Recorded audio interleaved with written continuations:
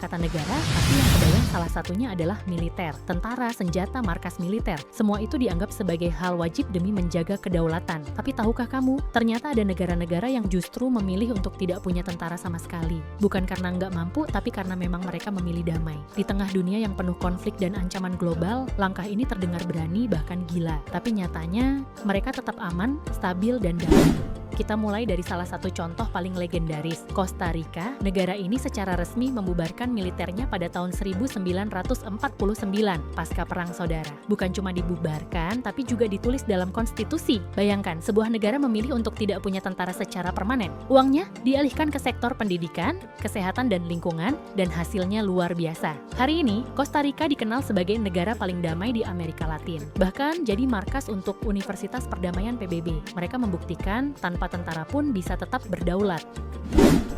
Selanjutnya ada Islandia. Negara Nordik yang terkenal dengan aurora dan geyser ini tidak memiliki angkatan bersenjata permanen. Tapi mereka tetap aman karena menjadi bagian dari aliansi militer NATO. Artinya, jika ada serangan, negara-negara anggota lainnya siap turun tangan membantu. Meski nggak punya tentara, Islandia tetap punya penjaga pantai, polisi bersenjata, dan pasukan khusus kecil untuk keadaan darurat. Mereka juga aktif dalam misi perdamaian internasional. Jadi meski tanpa militer penuh, Islandia bukan negara yang lemah. Kemudian ada Vatikan, negara terkecil di dunia yang berada di dalam kota Roma, Italia. Negara ini tidak memiliki tentara nasional, tapi keamanan Paus dan wilayah Vatikan dijaga oleh Swiss Guard, pasukan elit yang berasal dari Swiss. Mereka punya seragam warna-warni yang unik, tapi jangan salah, mereka semua dilatih secara militer. Menariknya, syarat menjadi Swiss Guard cukup ketat. Harus Katolik, lajang, punya paspor Swiss, dan tinggi minimal 174 cm.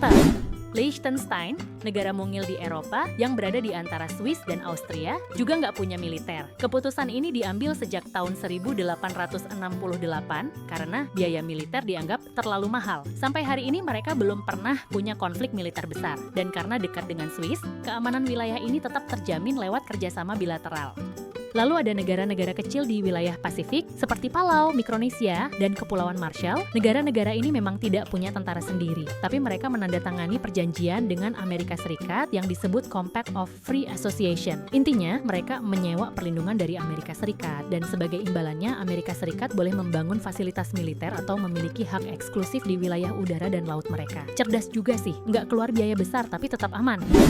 Jadi, negara tanpa tentara itu bukan berarti lemah. Sebaliknya, banyak dari mereka yang justru menunjukkan kestabilan politik, sosial, bahkan lebih damai dari negara-negara dengan kekuatan militer besar. Beberapa mengandalkan perjanjian damai, beberapa bergantung pada aliansi, dan sisanya fokus pada diplomasi. Filosofi mereka sederhana. Perdamaian itu dibangun, bukan dipertahankan dengan senjata. Sebuah pilihan yang mungkin terdengar gila, tapi terbukti berhasil.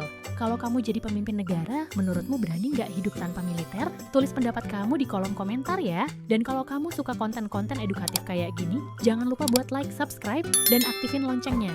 Sampai ketemu di video selanjutnya dengan fakta-fakta unik lainnya.